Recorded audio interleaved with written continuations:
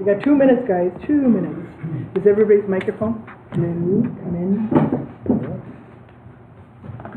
Mic check.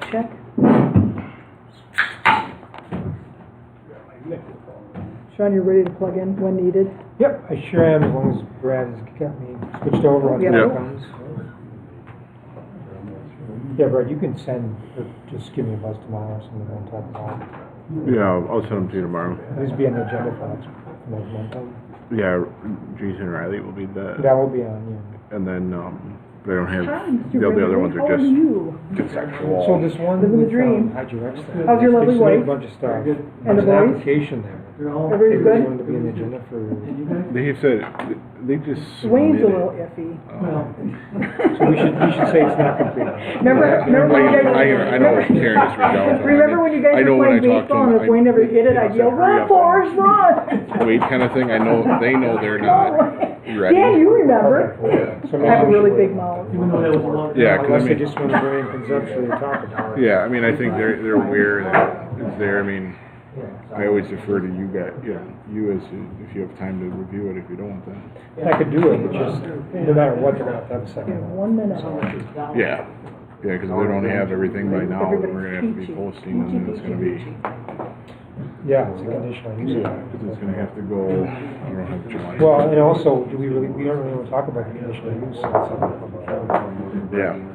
So I mean, to me, yeah, it's one of those that Did we you just. see Justin's email? Every day we wait. I asked him to give me an estimate of how much the price goes up. So the latest rumor is that interest rates are gonna come down 2% over the next 8 periods. Really? So, Did you hear? Oh, it's 6 o'clock. You ready, guys? Today is Wednesday, July 10th, 2024. This is the Village Vernon Board and Plan Commission meeting. Would you please all rise for the Pledge of Allegiance and a moment of silence?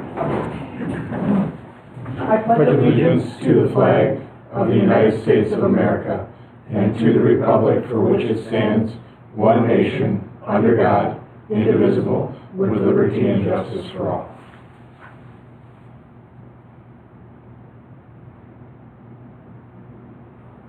Thank you all. Red, could you please do roll call of the Village Board and Plan Commission and do open meeting compliance? President Chu. I'm here. Trustee Pecca. Here. Trustee Finch. Here. Trustee Newman. Here. Trustee Millies. Yeah. Commissioner Nowak. Here. Commissioner Rinaldi. Here. Commissioner Alex is excused, and Planner Malarkey and Building Inspector Budiak are here. Thank you, sir. The first agenda item, Jamin, are you here? Jamie, you want to have a seat right up here, sir, and don't be nervous. This is Jamin Peterson. Jamin here, he is the applicant for the property located at W247 South 10850 Center Drive, identified by tax key number VNT 2151007-002 for disturbance of environmental corridor for an accessory structure. And Jamin, I feel sorry for you. You have such a poor-looking property. It's a shame. If you want to get rid of it, let me know. I'm sorry. And Sean? cheap, and cheap. Yeah, cheap. Yeah. Sean, would you want to take over? Jamin, I just want to let you know that what Sean's going to do is give an overview. Yep. And then if you feel he missed anything that you want to add for the Plan Commission and Board, we'll go from there. Does that sound good? Sounds good. Thank you, sir. Sean? Thank you. I'm just pulling up a couple of things.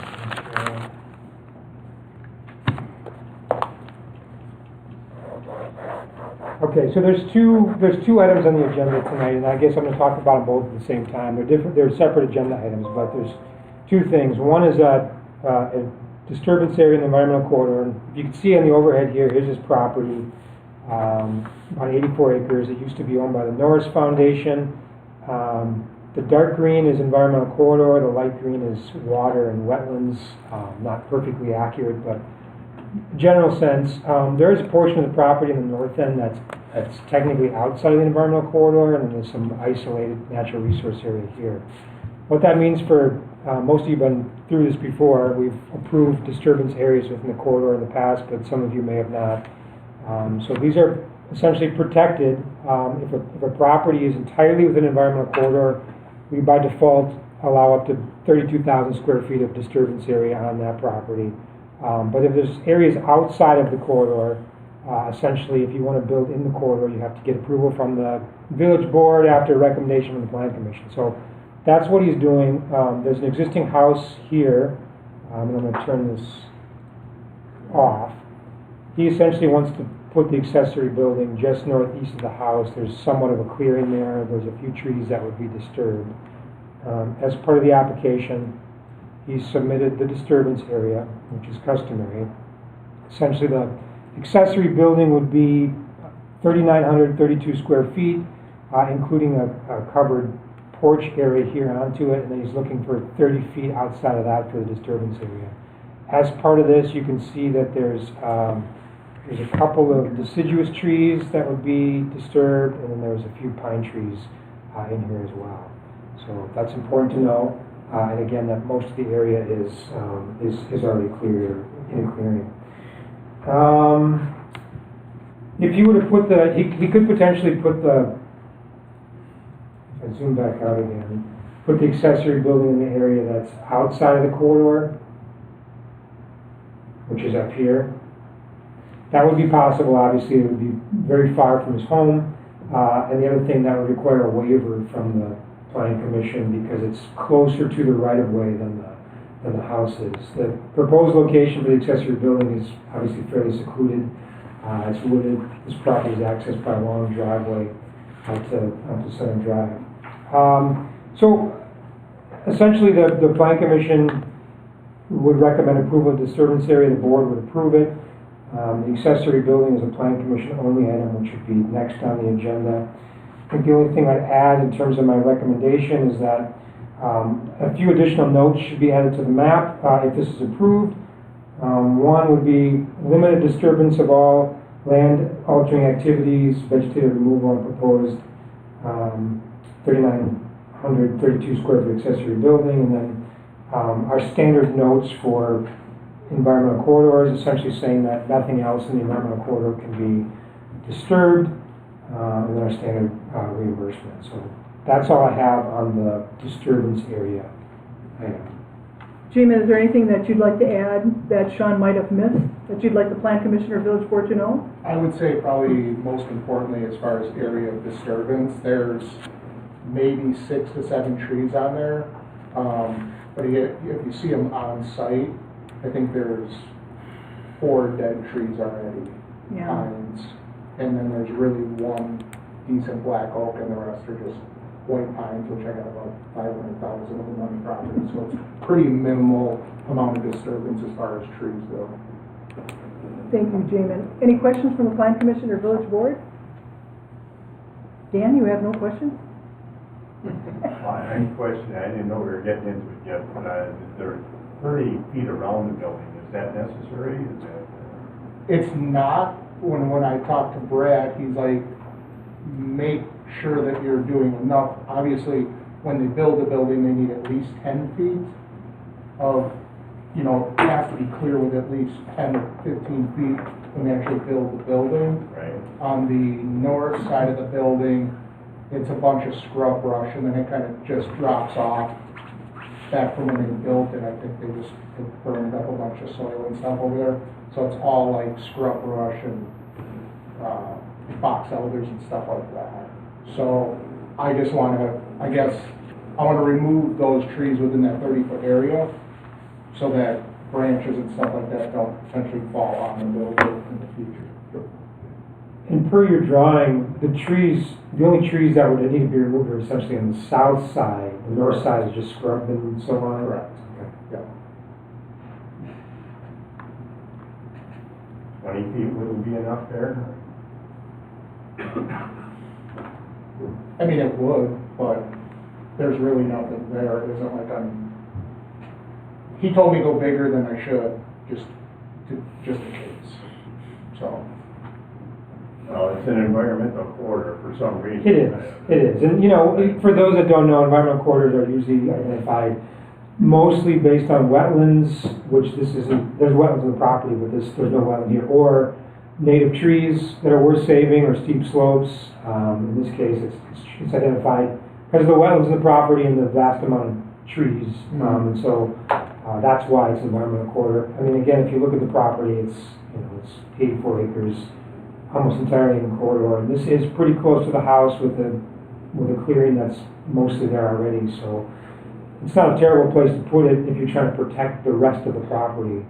And it's a long ways from the existing residents that are out on Center Road there. It's a better location for that building. Right. No one's going to see the building for sure. It's just about, at this point, it's about protecting trees, right? And so if you can live with a couple trees, if you agree this is a decent location. I think the other thing with the 30-foot area of disturbance is just proper grading. The way that the grade sits, it's pretty flat, but then towards where the back of the building is, it kind of juts up. I want to have enough room to grade that down so that the water isn't draining directly at the building right away. I kind of have to cut a swale around behind it. 20 feet, I think, would be a little bit tight on that. Jamie, have you seen Sean's planner comments okay, I just wanted to make sure that you saw them. And I know the Plan Commission has seen Sean's conditions. Sean, you mentioned, is there an additional condition that needs to be added when the board and Plan Commission talk about this? I know we have the accessory building next, but just the environmental corridor, you have... There's a couple notes that just have to be added to the exhibit that gets recorded with the county, and that's all. And do you want that part of the... That would be, yes, that is in my conditions. Okay, I just wanted to make sure. Mm-hmm. I mean, I don't see a problem. And I was kidding, Jamie, it's a beautiful, beautiful property, beautiful location. I was teasing you, I'm sorry. No problem. So is any other questions? Sean, once again, great planner comments. Vince, you look confused. Are you happy with this? It's the least invasive area that you have on that property, in the environmental corridor. Right. And I do agree with James, the grading aspect of it, 30 feet does give you enough wiggle room where you can do anything you want. 20 foot does kind of limit. Well, is there any further discussion from the Plan Commission? Or Jamie, did you want to add anything else? Sean? Well, I'm sorry, Mario? Just one thing not clear to me is the difference between this item and the next one, as far as the discussion of the building discussion is the second one. Right. Yeah, The actual yeah. building. And that's kind of standard. I mean, anytime a building is over 3,000 square feet. 3,000. It has to go, not that it's a it has to have Plan Commission approval, but we'll just handle the environmental corridor first, because if you say no to that, then we're in trouble. So, gentlemen, is there anyone that would like to make a from the Plan Commission would be making a recommendation to the village board, as stated by the planner comments dated July 10th, 2024. Is there a motion to that effect? I'll provide that motion. A motion made by Commissioner Rinaldi. Is there a second to the motion? I'll second. Second by Commissioner Nowak. Discussion from the Plan Commission. Discussion, hearing none, all in favor of the motion signify by saying aye. Aye. Opposed, well, obviously it was unanimous. And Plan Commission, this was the Plan Commission's recommendation to the village board, so what I would be looking for is a motion from the village board, if you're ready, to concur with the Plan Commission's recommendations as stated. I have a motion made by Trustee Newman. Is there a second to the motion? Second by Trustee Finch. Discussion, gentlemen. Discussion, hearing none, all in favor of the motion signify by saying aye. Aye. Opposed, motion carries unanimously. Now, Mario, this is just Plan Commission now, and Sean, I'll let you, I know there's not a lot to add, but go over the accessory building. Right, and you kind of mentioned it before. Any building that's over 3,000 square feet needs Plan Commission approval. He submitted his plans. You can see it's a metal building with an attached porch onto it. It meets all the requirements of the ordinance. The height is a little bit taller than our normal 18 feet. That's the limit. We do allow them to go up to 28 feet, provided the setbacks are increased for a foot for every foot above 18 feet, which has been met. So I don't have anything to add in terms of that, except to say again, it's pretty secluded. No one's gonna see the building. It's well screened. Questions? Sorry, Jamin, is there anything that you'd like to add? Are there questions from the Plan Commission in regards to Jamin's petition for the accessory building for 3,925 square feet as presented this evening. Questions, Mario? Sean's well within the offsets because of the added height and. Right, he's got extra setback in there to accommodate the extra height, and specifically, he'd have to be, the environmental corridor requires a minimum offset of 35 feet. He's required to do 43 feet because of the extra height, and it's actually 48.8 feet. I see So that. he exceeds that by 5 or 6 feet. How tall could he go?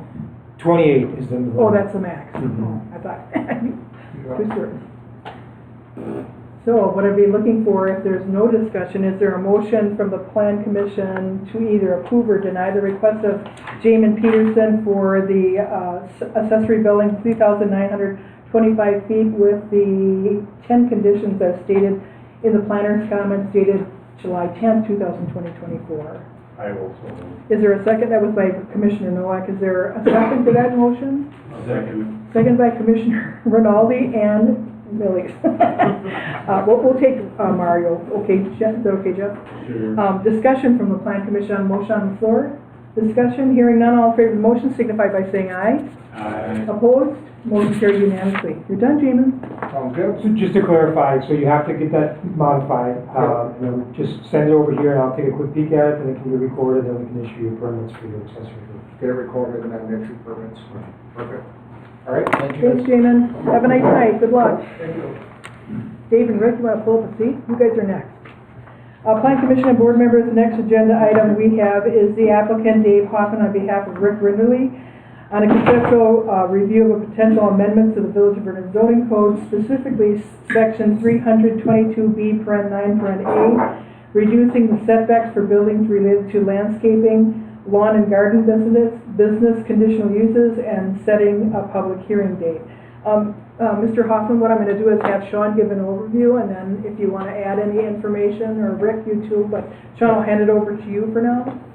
So this is about a specific property, though we can't discuss that particular property because it'll ultimately be a conditional use. So just looking at potential changes to the zoning ordinance as it stands right now for landscape, lawn, and garden businesses. And right now, requirements of those types of businesses is that the conduct, any building that's using the conduct of the business has to be 150 feet from a lot line adjoining residential or 50 feet from all other districts, okay? So this particular conditional use is allowed in all the ag districts, the business districts, and the industrial district as a conditional use. The petitioner is asking to essentially reduce the setback when the property is zoned commercial or industrial use. And when we talked about this, I thought it had some merit because, again, it's a wide-ranging conditional use. It's very similar in a lot of respects to the contractor's yard conditional use, which we just looked at one of those a couple of months ago. But it's a little bit different, and I'm not sure why the difference is, but in the contractor yard, it has the same setback requirements for buildings used in the operation, except it's only 100 feet from residential and 50 feet from all of the lot lines. What we're actually proposing here, what the petitioner is proposing essentially, is that to keep the 150 feet from residential, keep the 50 feet from other districts, and then the added language is essentially, unless the subject property is zoned for business use, B1 through B4, and BP, and the industrial use, I1, where in those cases, the minimum offset of all buildings shall be as specified in the zoning district. So I agree with this in a lot of senses in that if you have this in an ag district, it's not, an ag district isn't planned for commercial use even though we allow it. There's no real, people aren't expecting commercial uses out in the ag districts, but we allow it by conditional use. That's where you have those big setbacks that come in. But if the property is already zoned business or industrial, what makes this use any different from any other commercial use? What makes a landscape business or a building use for landscaping different than some of the other uses that are allowed, which happen to be animal hospitals, vet clinics, commercial kennels, drive-thrus, personal storage, business parks, grocery stores, laundries, auto sales. It said all those are allowed as conditional uses in commercial districts without extra setbacks. So I'm not really sure why a landscape business in a commercial area should have those extra, that's my personal opinion, you may have other thoughts on that, so, that's my pitch, we've talked to the petitioner about this, I guess, the thing you should consider, I guess, one, whether or not those buildings associated with landscaping, lawn and garden are special in some way that would require these increased offsets in commercial zones, whether they can be reduced in business and industrial zoning districts, and then also whether or not we make the same changes potentially for contractors' yards that would happen to be in commercial and industrial districts as well, because they're very closely related. So that's all I have. I guess I'll open it up for discussion. And Dave, is there anything that you wanted to add to Sean's comments? No, not really. It's been, really, it's just been a conversation, and as looking at the code, I think we both thought, or you had suggested that, I think for the use of, it's inconsistent in the understanding the under 150 feet, in an ag district, but in a business district, why is it not treated the same? So. And I know, I just have to give a little history when, Dan and Vince, you remember when we were opting out of county zoning and we had to amend our zoning code, but we were very restricted on what we could do because we had to have the county's blessing. So a lot of this inconsistencies in our existing code, I'm not blaming the county, but it was based on the county code. So, and I don't know, Vince, if you want to chime in as it relates to other communities that you're in, is what Mr. Hoffman's asking for, is that the norm, or? Well, this makes perfect sense, because in the ag district, the offset is only 100 feet, right? For contractors, yeah, there's 150 for landscaping. I don't know why they're different. So again.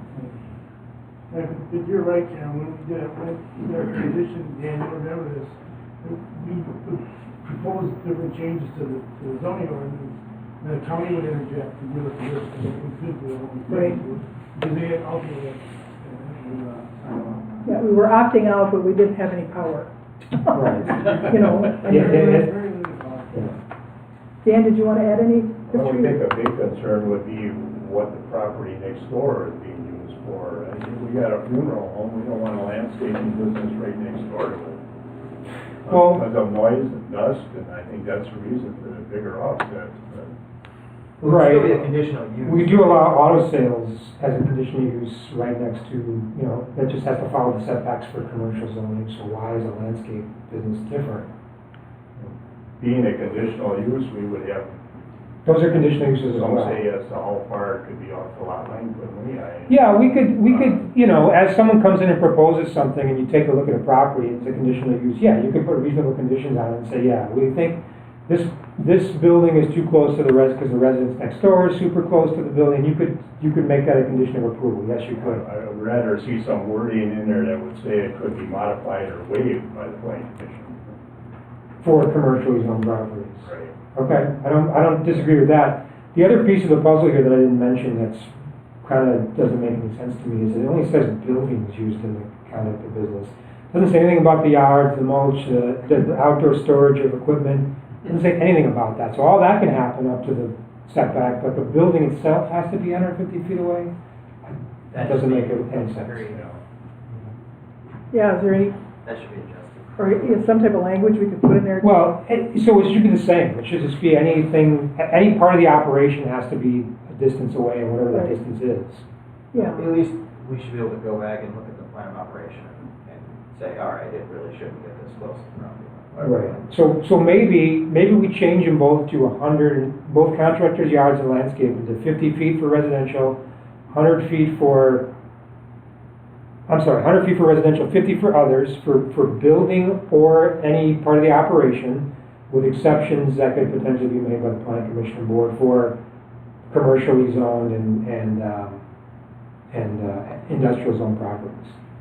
Does that make sense? It doesn't necessarily give you exactly what you want, because there's no guarantees yet until you bring your conditional use in, but it gives us the option to take a look at it. But I think what you're saying is that if the structure is deemed to be detrimental to the property next door, you could say no, but if it's just a building, Right. there's nothing unique about There's it. no incompatibility with the next door neighbor and those Yeah. things. We could say it just has to follow the base zoning.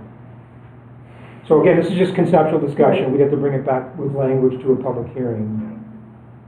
Is there any objection to the plan commission or village board of, bringing this issue to to a public hearing to get public comments on the proposed language?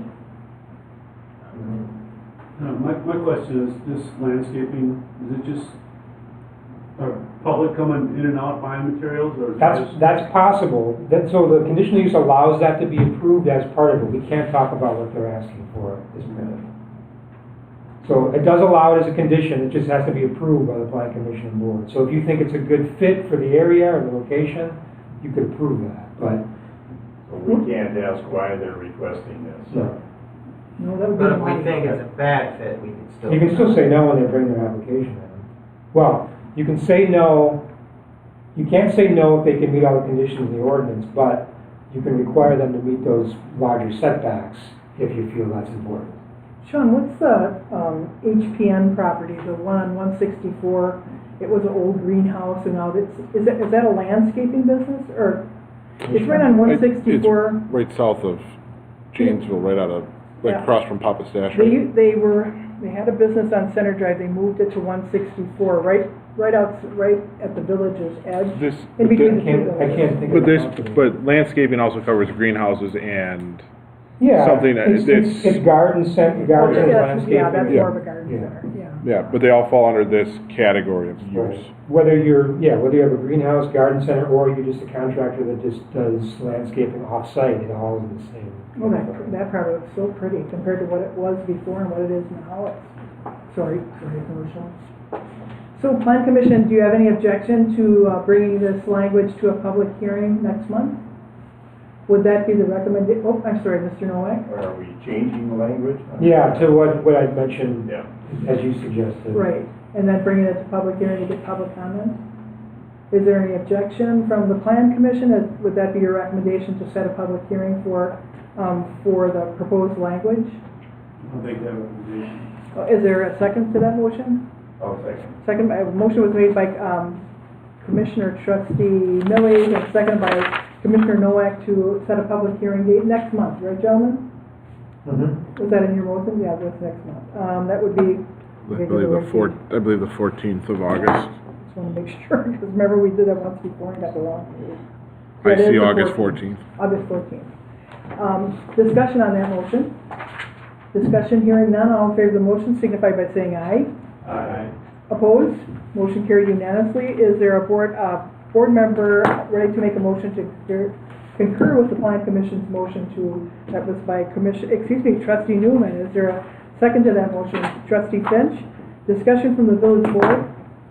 Discussion, hearing none, all in favor of the motion signify by saying aye. Aye. Opposed? Motion carries. So we'll do that public hearing next month. Thank you. Sound good? Yep. Thank you, gentlemen. Thank you. Have a good night. Sean, now we're going into our next discussion of conceptual amendments to the Village of Vernon zoning code related to accessory building units and possibly setting a public hearing date. Sean, you want to take over? Yeah, so more potential changes to the zoning ordinance. We talked about this last month when the counties came in. They were proposing language for in-law units, accessory dwelling units. We talked about the language wasn't quite right. We talked about a lot of the issues. It's my cell phone sitting next to the microphone. Yeah. Brad's going crazy. Yeah, like, try to turn you off, hope it Beat me isn't. up, Scotty. So sorry about that, I didn't realize. So we talked about some of the pros and cons for accessory dwelling units. The direction from the Plan Commission Board seemed to be there was some people that weren't necessarily in favor, but there was enough sentiment to bring it back with some actual language. So I drafted some language in the zoning ordinance based on my personal experience and research into codes that do allow these. So what you have here, added 2 new definitions to the definition section of the code, one for attached accessory dwelling units and one for detached. Got rid of guest house because that's not used anywhere in the code, and we got rid of in-law unit because an in-law unit will essentially be one of these types of uses. There's a couple of other little changes I made throughout the code that were necessary because of this secondary dwelling unit on the property. But the bulk of my conditions, again, this would be a conditional use, are on page 2 of my staff report. under accessory dwelling unit. So here are the conditions, I'll quickly go through it. One's quantity, no more than one per lot. Size, 800 square feet for a one bedroom, 1,200 for a two bedroom, can't exceed two bedroom units. Have to meet all requirements of the zoning district. Any detached accessory structure dwelling unit would have to would count toward the maximums for accessory buildings in the property, maximum quantity, maximum square footage. The property owner essentially has to live on the site, whether it's in the main house or the accessory dwelling unit. Has to be at least one parking space provided for the accessory dwelling unit. We talked about 3 acres being the threshold for detached accessory dwelling units. I guess we can talk about that more if you think it should be higher or lower. And you can't have a detached one in a platted subdivision, so it has to be unplatted, 3 acres or more. Architectural design has to be compatible. Attached dwelling units have to appear to be as a single family unit. Can't look like a duplex. Detached has to complement the principal residence, avoiding the appearance of a separate property. Has to look like a pair, basically, the accessory unit and the main house. Have to meet all dwelling codes. They have to have approval from the county for the septic system. Now, I do still have a condition here for a deed restriction, saying it's for family members. I know we talked about that last time, that wouldn't necessarily be required, so we can take that out. I just wanted to have a complete list of potential conditions in there, so if you don't like the deed restriction condition, we could remove it. The accessory dwelling unit can't be sold separately from the principal unit, nor from the property on which it sits. The conditional use permit can be reviewed by the planning commission and board for compatibility. If the dwelling unit becomes a nuisance and may be terminated per our normal process in the conditional use permit. And then finally, there was something that was asked about last time, essentially prohibiting the accessory dwelling unit for short-term rentals, so that it couldn't be used for short-term rentals. Wisconsin law prohibits that. You cannot say it cannot be used for short-term rentals. So if it's if it's a dwelling unit, you can't say it can't be. So there are certain rules that it can only be used for 180 days out of the year. It's got to essentially look like a single-family residence. We don't have a specific code on those things, but if you allow this, there's no way you can prohibit it from short-term rentals. So I just want you to know that, whether it's attached or detached. Well, essentially the deed restriction would somewhat enforce that. If you keep the deed restriction in place, but... What do other communities do enforcement-wise for something like that? For deed restrictions? Yeah. You put it in place and hope for the best, essentially. And so if no one's complaining about it, It's not a problem. it's not a problem. But if someone's complaining about it, then you can go back and say, hey, there's a deed restriction, you can't do this. Violate your conditional use, et cetera, and then take action. But I only ask because what are we going to do with Westwood test? well, that's right. That's exactly. 23 and me. Come here, I'm going to poke you. I don't know, did the attorney have comments on that? I think that's Vince's Yeah. job. Yeah, that's where I am. No. Oh, there's a permit required from the state? No, there's no, well, if the local municipality has basically a hotel or I don't know what they're called, whatever Bed and breakfast. licenses or whatever permit you need to operate something like that, then you have to obtain it from the local municipality. I have no idea if Vernon's got that in place. Probably not. So you don't necessarily need a permit, but the state has a bunch of things that you do have to talk. You're supposed to at least talk to them. Then it's short-term rental, and state permit is required. From the state, but I'm not saying necessarily from if we don't have anything in our books for We it. don't have an ordinance. Yeah, we don't have an ordinance, and we don't have Well, to. we could develop one. We could. Oh, yeah. That would require a permit. Yeah, but all you can do is. Charge anywhere from $1 to $1,000 for a That's permit? right. $10,000? Right. We could balance the budget. But you can only restrict them insofar as the Room state tax. allows you to restrict them. And so the only thing you can really say is, As far as time. as far as time or it appearing like a single-family residence, those types of things, but that's about it. But you can charge for it, yes. I don't hate the idea of keeping the deed restriction just because it gives us some sort of, I guess, enforcement. Especially if we can't control, like state law, if we can't Right. control short-term rentals. What it's going to mean, though, is that when someone builds one of these accessory dwelling units and then their mother-in-law is no longer living there, can't be used for anything but storage then at that point. So that's what should be required. Sean, in your list there, you don't have anything for guest use? Is that restricted? Right, so the Connors, when they came in, they proposed a condition, basically said that anybody could stay there as guests of the owner, that they wouldn't pay any rent or fees, it would just be guests only. So that's what they wanted to do it as. I basically have the condition as we currently have it written for in-law units in our ordinance as it stands now, so we could go either way, but. Is there a way we can make short-term rentals, kind of like we said, where you need to get a permit and it's something you apply for? That would be outside of this individually? law. Right, but is that something we can individually make a decision on, or as long as they can meet those requirements, it's done? It's done, yeah. Now the permit for the short-term rentals, you might be able to, don't quote me on this, but. Make it pricey? Well, no, not pricey, but you could put additional conditions on that for a short-term rental. If they don't violate the state's. Yeah, if they don't violate the state, I mean, like parking restrictions and stuff like that, I know what can be conditions Right. for that, so, it's there, I mean, Right. I think the reason for the short-term rental permits is that, so that communities know, that have room tax, know who's renting or leasing out their dwellings to this, and then the community gets this stuff back for room tax, and then it's spent on tourism, so. I think that's driving it more than that. When you look at Door County, northern Wisconsin, the Dells, it becomes a big player in terms of that. But for us, So you would know where these are because of the permit. You could get a fee from the permit. If you don't have a particular ordinance, the state will just issue the permit. But if you have an ordinance, the state will issue their permit until you get the Can we permit. set the permit price based on revenue to be revisited every year? I don't know if there's anything in the state statute I that don't know about regulates how that. it determines that. I mean, everything has to be reasonable. yeah, I mean, We could check with other. we could check with other communities. I mean, I don't know how many around here are doing it. Vince, you might have a better idea. I mean, but There's talk in several communities about, but they're all changing the ordinance, just like we do. Coming back to the fact that this is a possibility. Vince, is your Most of them are microphone, for, is your microphone on, dear? I can't hear you. Yep. Yeah, so there is talk about the same situation in other communities. There's some different questions that I have, though. Are we talking about basically an in-law unit primarily, or an Airbnb, or? I think the intent is more, if we hear this right, more,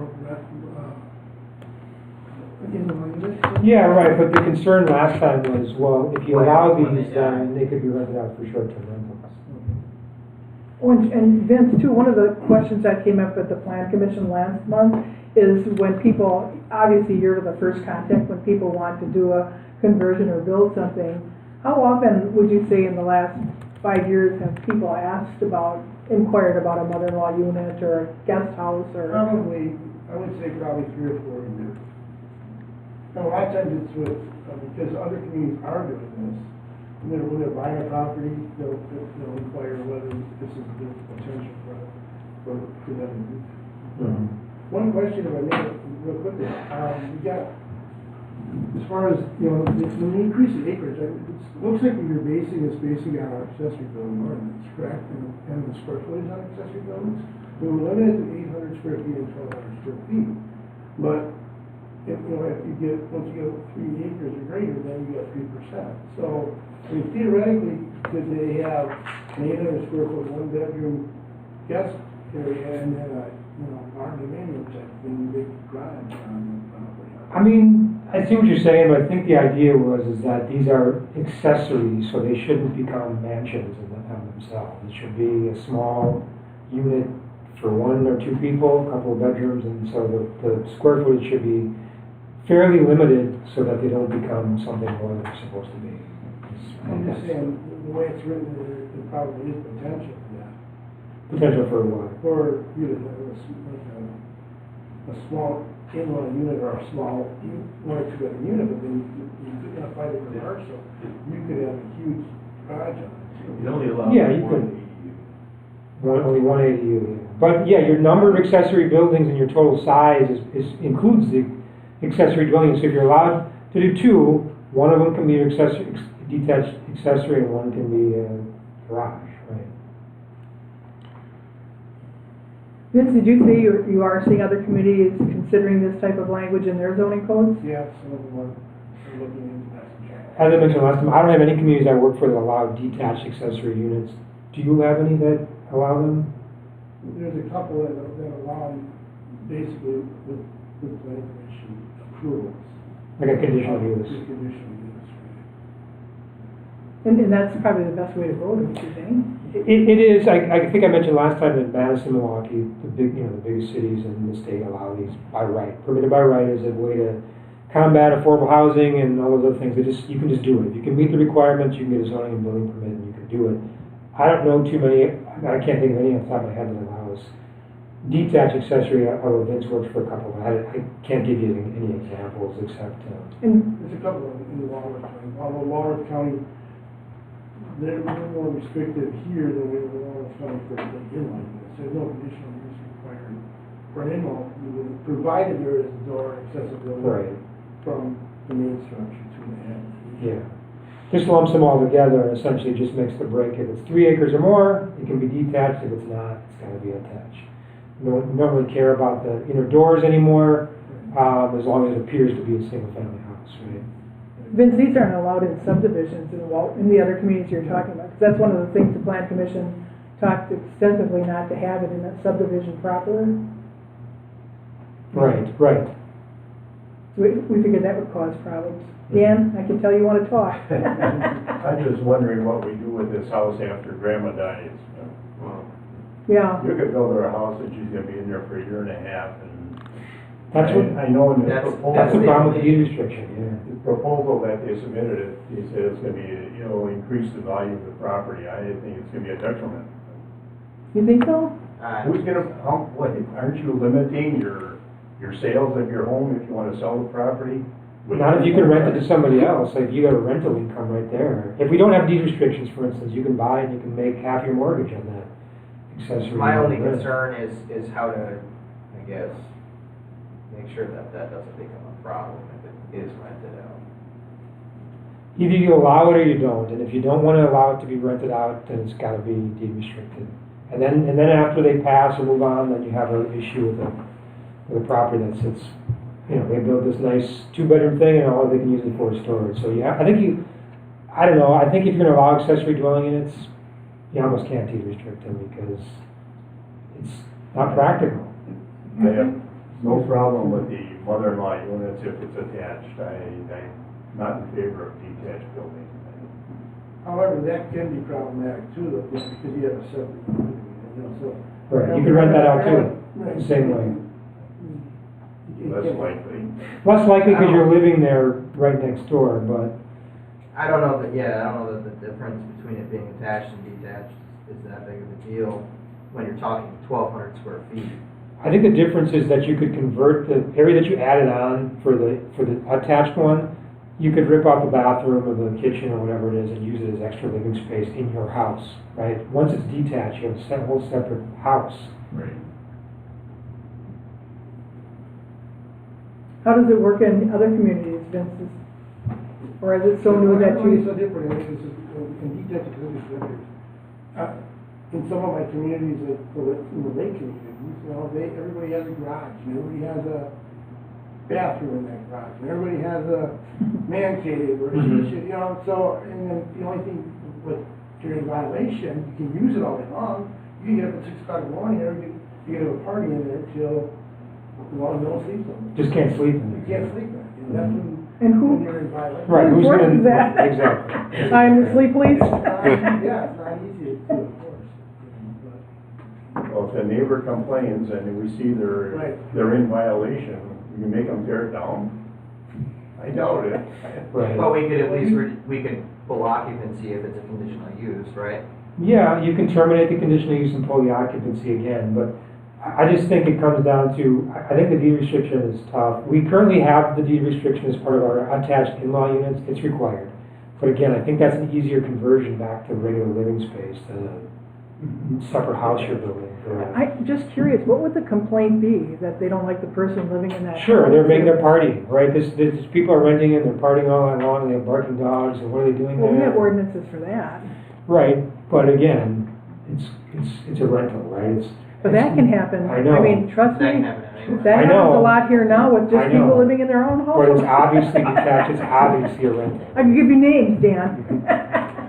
Yeah, I guess it's to your point though, if we were to do it, there's not really a point to having a deed restriction. People are gonna kinda do what they're gonna do and, You're gonna make them tear the house down? yeah, we're not gonna make them tear it down. Oh, there's gotta be language in the state statute that prohibits you from tearing somebody's property down. Well, so the deed restriction, but again, it's gotta be blood relative, or if we use the counter's language, just a guest and no rent essentially. We can do that, but as soon as the generation changes, or, Right. mom or dad passes, Or whatever owner it is, changes. owner Right. changes, sells it, then it's out the window.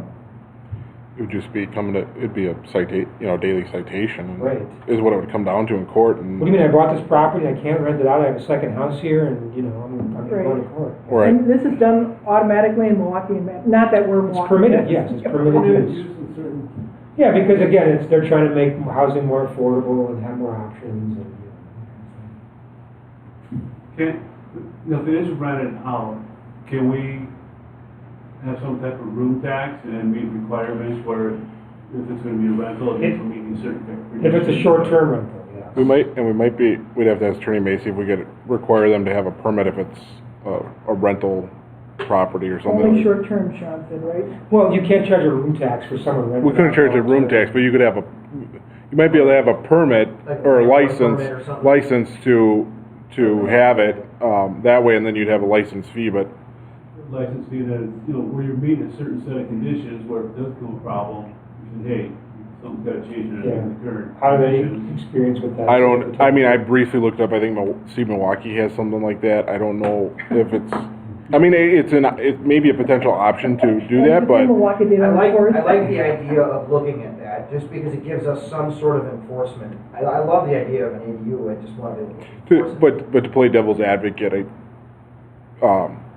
so we find a parcel that isn't in compliance with our landlord, so to issue somebody a landlord license or something, let's say. I think it's similar to a short-term rental license or something like that. If they're not meeting the conditions, you're gonna get into this court battle of, well, we don't meet it, or why are you denying it, things like that, and then just like anything, it's gonna turn into legal fees, and maybe we're in the right, maybe we're in the wrong, but that's the devil's advocate side to it, is that you do have that, but you do, on what you guys are saying, it's some oversight for it. At least we know who it is, at least Vinny's maybe going through it once a year, the fire department's going through it once a year, things of that nature. So just so I understand, we need to ask the attorney about permits and fees for renting out this detached accessory structure. If it's rented to somebody, is there a way to permit and charge a fee for it, essentially?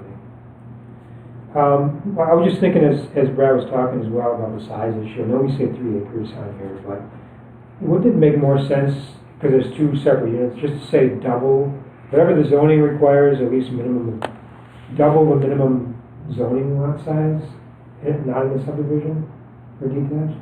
So if R1 requires 1 acre, you want to do detached, you have to have at least 2 acres to do detached. If you're an A3 that requires 2 acres, you have to have at least 4 acres. Right, if you're an A5, you gotta have at least. That way you can always separate that unit and sell it as its own property. Well, we don't want that to happen either, but what we're saying is that if 1 acre is required for R1, then 2 acres should be fine for 2 units on it, essentially. You're not convinced? How can we allow this to be rented out? I know the state says we have to, but if it violates our ordinance, we're restricting it to family or family members. Isn't that a violation? I think that's a violation. I think you're violating state, and we have to talk to Attorney Macy about it, but I think because the state allows, if you have a residential dwelling unit, the state says you're allowed to rent that out short-term rentals.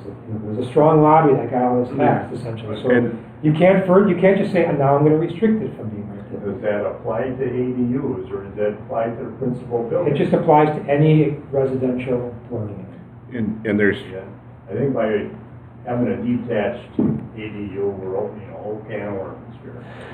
Just so everybody knows, there are already parcels in the village that maybe your neighbor are already on Airbnb or For sure, VRBO, for so sure. it's not uncommon.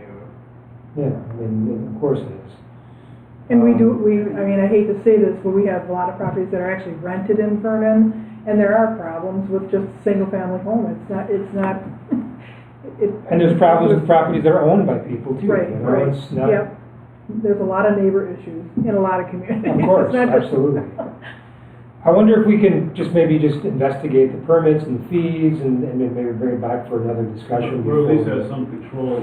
Some kind of, let's talk to Attorney Macy, see about Airbnbs and whether we can control those in any way, and whether or not we can charge permits and fees for just regular rentals of these. Yeah, that's kind of what I'd like to see, is if we did exactly what you proposed here and instruct the deed restriction, how we could proceed with other ways of enforcement. Because I have to read this, I promised John I'd read it. It says, be reminded that the zoning code text amendment deals with the entire community, and the village board and plan commission need to consider the ramifications of text amendments which it will have on the entire community. Based upon the nature of the code amendment, it will be very hard to deal with complaints. That's what John's. It's always hard to do. Yeah. I think it's been our intent to avoid rental properties in all cases. I don't think there's lots of people that rent in How many Vernon. apartments do we have? One, like a unit with multiple, one that I'm aware of. Like a There's a four- duplex? Oh, it's a four Because family. there's a few duplexes, obviously. Yeah. I wouldn't think that's we don't have a lot of You them. have more problems with rental units than you do with owner-occupied I don't know. ownership. We have so many owner That's what I'm occupied. saying, owner's gotta be one of the units. Well, yeah, but with the one's empty, what do you do with it? I don't, just a different, thing. I don't understand all of this stuff on the third page. All of a sudden we start talking about adult-oriented establishments, commercial vehicle parking, contractors yards, Yeah. conversions, event barn. That was just cleanup work I was doing. Essentially, this is the list of some of the conditional uses, and they all reference Exhibit A. I just simplified it to reference Exhibit A at the top of the conditional They're not uses. And just related. No, it was just, since we're looking at this, I'm just cleaning up some stuff. Right, that's the next agenda item, but, because we do have some cleanup stuff to do too, but so gentlemen, you want more information on, the detached rental, short-term, long-term? What else do you want from the attorney? Because I know what the attorney's gonna say.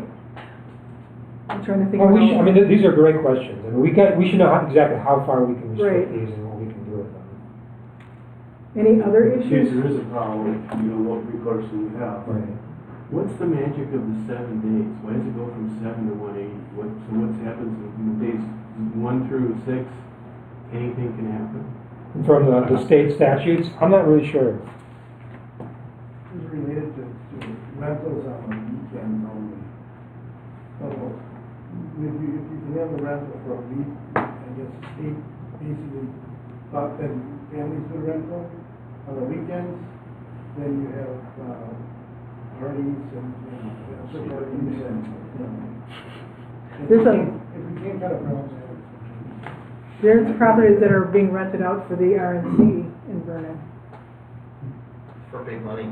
Yeah, is there a lot of nice, There's a lot of communities now, I think California was one of some news that there's some communities that are removing that they're taking away the ability to rent out these things as short-term rentals, because what it's doing essentially is that people are buying them up. Housing is scarce in a lot of places it's unaffordable as it is.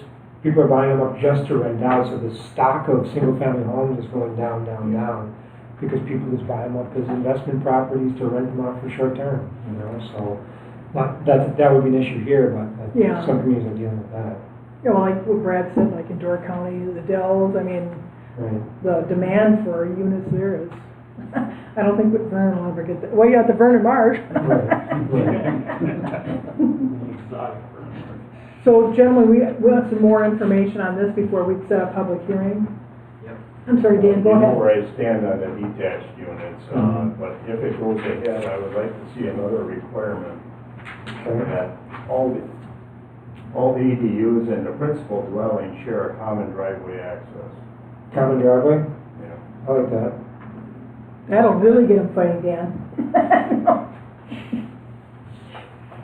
Yeah, I think that's important because it makes it look like a unified property. Yep, I like that. And Vince, if you can think of any other language that, or issues we should bring up at the next meeting before we go to public hearing on it. You can hear what John has to say, but, you know, this, the ADU is an accessory use to the principal dwelling. Now, I can look at the state statute, how they did the Airbnb or the rental. I don't know, I think it was the principal. It doesn't say that. The language says, may not enact and enforce an ordinance that prohibits the rental of a residential dwelling. That's all it says. So if it's a dwelling, you can live in it. You can't prohibit the rental of it. Doesn't even say apartment buildings.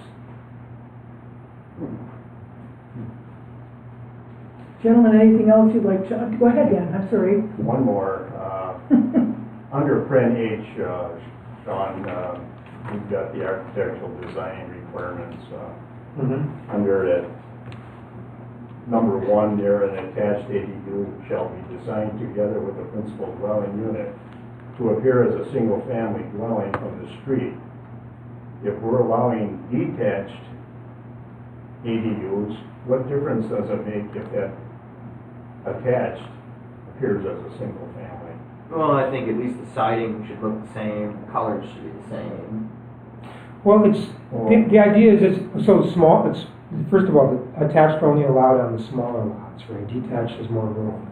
So we don't want it to look like a duplex. I mean, that's just, it's small, a 1 acre R1 lot, we don't want to look like there's a duplex on it. That's why it should look like Why couldn't you make an attached unit appear as a side-by-side duplex if you're gonna allow a detached building? Why would we want to get more lenient with it? Why would you what? Well, you're arguing against detached, and now you're saying that we should let them look, if it's attached, it should be okay to look like a duplex. Well, Why? Because we it can doesn't- enforce that. It doesn't make sense, I don't think. But If we you can, have to make a single family, you have to have the attached one look at like a single family unit. right. But instead of, if you don't want to do that, you could move the building over and have a separate. I don't think we should allow detached accessory units at all. That's my opinion. And I'm saying if they're attached, then at least that portion of it should look like a single. If they're attached, right? I agree with that, but this I think allows we're both of them. comfortable starting with the attached. We do allow attached now. We do allow it now as an in-law unit. The reason the language changed is because we're bringing it all under accessory dwelling units now. And again, the in-law unit requires the deed restriction for family. So we do allow that already.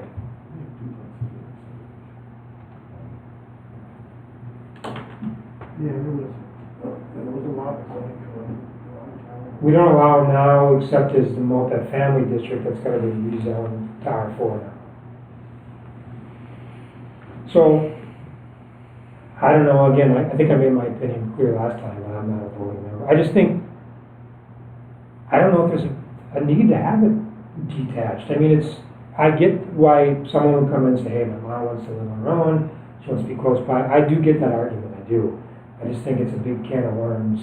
It's a lot of headache to deal with to allow that when mom can just have a separate door, live next door, can be attached to the main house. She's still got privacy, she's still got autonomy, but it's not a whole nother house on the property. Vince, the Smith property off of Forest Home, wasn't there a lower unit above, remember Paul Smith's property on Forest Home? Didn't his mother-in-law live on the bottom of, No, that was mixed use, that we allowed that, but remember she had that partial commercial, yeah. oh, okay, And then upstairs, she lived upstairs, so. okay, It was a mixed use. okay. But that was standalone, because I think they had, if I remember correctly, they did a vending machine on that. They took that one section on the main property. I wasn't sure, I just remember, Pretty sure. So So, So we're, we'll bring back some more information. right. You know, I would be interested to see if Attorney Macy could get verbiage in here that would not allow that to be done. Yeah, let's see what he says, if there's any way, any possible way that it couldn't be short-term rentals.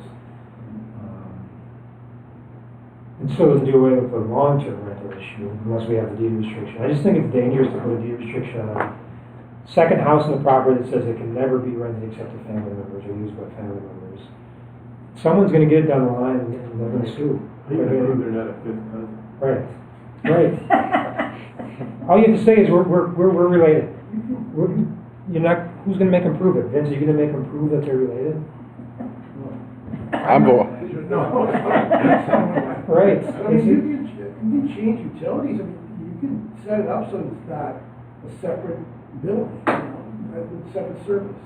So, if you have a separate service, you're gonna be sharing the private sanitary system, you're Right. sharing the well. So you Yeah. can set it up so it can't be a standalone usage, you know, like That's not a residence. bad idea. But anybody else can still rent it. They just pay the landlord for utilities if the landlord wants to do I'm it. not saying that, but I'm just saying if you're not, you're still sharing the utilities with principal structure. Sure. I think if you allow it to detach, I think you can't put a deed restriction on it. I think it's gonna be impossible to enforce. There goes my tiny house. So that's another thing, we don't ever get involved in On the that. move to the next one. Let's see what Attorney Macy says, if he's Yeah. got any language or Ideas. suggestions or ideas. Does that sound good, Commission and Board? Yep. Okay, so on the next agenda item, Sean and Vince, and I know Mike Alex had some, future amendments. You know, and Plan Commission board members, just be aware, you know, a zoning code is just a guide, and if we find that the guide's not working, through the planner or the building inspector, or the administrator, even Plan Commission members, what we'd like to do is, you know, bring those revisions to the Commission and board and possibly set a public hearing on making some changes. And I don't know, Sean and Vince, did you bring, Yeah, I mean, I guess I'll start. I'm not unhappy with the zoning ordinance. I think it's in pretty good shape. There's a couple of things like we talked about tonight with the 50 or 100 feet or whatever. There's a few small things, but I think in general, it works pretty good. And we did a pretty major update to it in the last couple of years where we looked at a lot of different sections, changed a lot of things. At that time, Mike Alex, before he was in the Plan Commission, had some suggestions. He caught us at the tail end about wetlands, and we did make some changes about wetlands anyways after our last update. We reduced it from 75 to 50 and so on. So I know he had some other suggestions. I have a short list here that talks about, there was one thing we had, related to horses. Horses are limited based on the size of the property. It doesn't exclude, you know, if your property's all in wetland, for instance, it doesn't exclude that area. So I think if we're going to regulate that, we should talk about that it's actually usable land for the horses that should be counted, or the animal units that should be counted toward the acreage. I have rural and ag accessory buildings should be exempt from the front yard restrictions, meaning they can, right now we only allow accessory buildings to be built in the side yards or the rear yards. I think that's important for residences and subdivisions otherwise, but if it's an ag building for an ag use that happens to be in front of the house, I don't necessarily know if that's a big deal. I think Vince, you and I may have talked about that one. I have on my list the clarification of conditional uses, landscape yard versus a contractor yard, and setbacks for consistency, which we just talked about. Exempting gazebos and other small buildings from the number of buildings. So let's say, because our limit's 2, and someone wants to do a small 8x8 gazebo, that's open air. Should that count for their accessory building? Right now it does. Wetland delineations, right now we require that for every single property essentially where you're going to be putting it near buildings near the wetland. It right now requires a formal waiver. I think we should essentially just allow board discretion. I don't think it should be a formal waiver process for that. So that's my list. It's not that big. I don't know, Vince, did you have anything that you had? Not really, we did make some substantial changes over the last 3 or 4 years. Right. The permanent thing really, I get involved in this all the time. You can't have a detached accessory structure located close to the reverse projection of the house. And so people have a deck, or they have, you know, they have a wooden pergola, a shelter. Right now, it's considered an accessory building, and you can't do it. Right. In fact, I had a call today about it. You know, she said, we're buying this property, there's an area we want to put a 14 by 14 freestanding pergola. Well, if they tie it to the building, they can do it. But if they don't tie it to the building, you know, then For fire, basically fire code issues. well, the state statute defines the accessory building for fire, and how far it has to be for the principal structure. And you can decrease it from 10 feet to 5 feet if you fire protect it. Our zoning ordinance, however, clearly states it has to be 10 feet. So you're talking about a pergola, like an open air pergola with the slats across the top? I wouldn't consider that a building that has to meet the accessory building requirements. Like a gazebo, you have like a pergola, it's just a structure, not a building. It all depends on what you, as far as, if you have an open air, it's a little different. If they put a metal roof. Yeah, and once it's got a roof on it. Metal roofs Yes, on them. once it's got a They're roof. open, they're not intended to be an accessory structure where the use is lawnmower, storing gasoline. Right, yeah. That's the difference. You know? Yeah. So, but I think we went around that one time, didn't we, like 4 years ago, 3 years ago? The 10-foot exception? Right. I don't know exactly what ours says regarding that now. I know in other places I work, we basically say 10 feet or 5 feet if approved by the by the building inspector, a proper firewall or whatever it would be installed. That would allow that. Not an open air structure, but if you wanted to put a 5x5 shed 2 feet from your house or 5 feet from your house, that we couldn't allow that in our current ordinance, but if it's got a firewall or something, you can do it. Anyway, anything else and I don't know, are you thinking, Karen, that we make these changes at the same time we run this other stuff through potentially? You know, you don't have Mike's list either, do you? I do have his list, it's like 3 or 4 pages, so. I think, I would, like to proceed with, the first as the plan commission recommended, but then hold off, on the other stuff. You're not in any hurry, Sean, or? No, I just keep an ongoing list, and so next time we may do a major update, we can add them to it. Again, we just did a major update, so none of these has any bearing or impact on anything. And the other thing too, I couldn't find Mike's comments. If Brad could get that in a packet form, at least the plan commission can read through what Mike's comments were. Yeah, and he wrote them. Like 2 years ago or a year, over a year? January 2023, so almost a year and a half ago. Right. I'd like the plan commission to see those also. Right. We addressed some of them with wetlands, but there's other things. Right. All right, so we'll just keep the list and we'll keep moving on it. Is that okay with the plan commission and board? That's okay. So, Brad, we're just going to move forward on the one public hearing on the clarification for the contractor. Oh, Vince, I'm sorry. The only thing in our accessory building ordinance, in our egg districts, that does not pertain. So if you look at the bottom of the memo on that, it tells. For size, I don't think size does, but the location still pertains. Like certain things do, but certain things don't. I'll look into that. Yeah, look into that and maybe we can talk about it. But that was my understanding. If that's not true, then we don't have to worry about it. That sound good? Mm-hmm. So, and then, at the next plan commission meeting, we'll put discussion. So if you think of something that you found in the zoning code that you'd like the plan commission to talk about and the board talk about, please bring it, or get it to Brad or Sean, and we can all talk about it. So like I said, the public hearing we're just gonna do on the one item, that we talked about earlier. The contractor's yards and landscape. Right. As the language that, proposed by the, planner. Is that in agreement? Everybody's shaking? Yes, okay. Let's see. The next agenda item, I don't have a president's report, but, and we're gonna hold off on the minutes. So at this point in time, I would entertain a motion from the plan commission to adjourn. I'll make a motion to adjourn. And is there a second? Second by Commissioner Rinaldi. A motion was made by Commissioner Nowak. Discussion from the plan commission. Discussion hearing none. All in favor of the motion signify by saying aye. Aye. Opposed? Motion carried. Is there a motion to adjourn the board meeting, this board meeting? That was made by Trustee Finch, second by Trustee Newman. Discussion? Discussion, hearing none, all in favor of the motion signify by saying aye. Aye. Opposed, motion carried.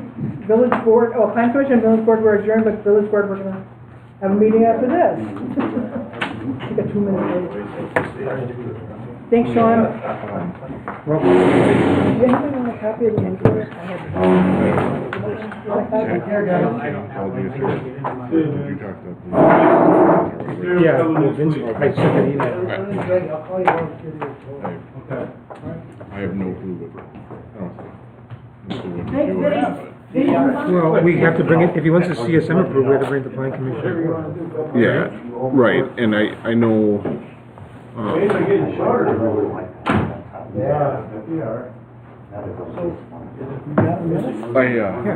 want it. They're gonna have another meeting. I mean, he's all over the place, doesn't know what he wants to do. So Well, before we do a ton of stuff. Does he actually have a CSM? Did He drew one up, but the lot he drew up was 2/3 of an acre in R1. He gets smaller than the one that's already there? No. So if he doesn't. That's my question. So if he's not getting any smaller than what's, it's because right now it's a parcel, it would be a lot, but zoning doesn't say lot's gotta be a size versus a parcel's gotta be a size. The parcel's already a certain size, so if you're just making the lot that same size, he's not making it. No, he's making it bigger. The small one's getting bigger or the big one's Yeah. getting bigger? The small one's getting bigger and the big one's getting smaller. Well, then he's making it less non-conforming. Yeah, because Vince and I talked about this, and this is something that I didn't know, is that what Vince was talking to me is, if the line that he has pivots, pivots on a point so that the square footage stays, everything stays the same square footage wise, Yes. the line is just pivoting on as to what heading or bearing it's on, let's Yeah, and the say. width isn't getting any narrower. Yeah, I mean, If it meets the, it's gotta meet the width, it can't be less. and I think what R1 is 100 and 50 average for the front and back. and it's not even 150. Right, but as long as the average doesn't get any smaller. That's the other, small lot. Yeah, the small As lot. long as he doesn't restrict it more than is restricted. That's- Now it's a legal lot of record. Yeah, Yeah, so but if he's making it bigger, sorry, And then I mean, if he's moving the lot line and making it bigger, yes. that's, to me, was my interpretation on what Candy sent over, because, from the county, because Candy said that line is more on the eastern line that's showing there on the county than. It's the an unusual west. situation, I just wanted to talk to Macy about it and say, hey. Yeah, so So I I, was just waiting for permission, basically. yeah, so I mean,